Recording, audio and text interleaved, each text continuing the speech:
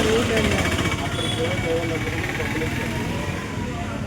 అన్ని సమస్యల మీద చాలాసార్లు సీఎంలకి, ఎమ్మెల్యేలకి, మంత్రులకి, ఎంపీలకి, రాజ్యసభ మెంబర్లకు, అలాగే ప్రధానమంత్రికి, అలాగే మన రాష్ట్రపతి గారికి అందరికీ ఇచ్చాం.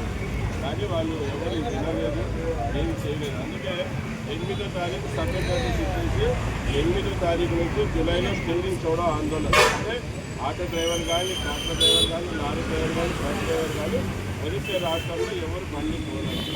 వేరే రాష్ట్రం వాళ్ళు కూడా వస్తుందని గమనించండి అని వాళ్ళు పత్రికలో నేర్పించారు, మీడియాలో పంపించారు.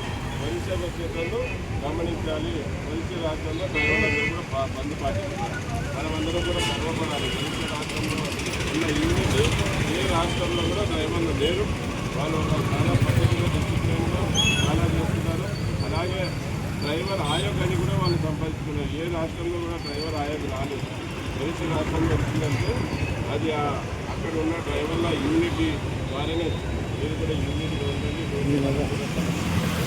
ఏదైనా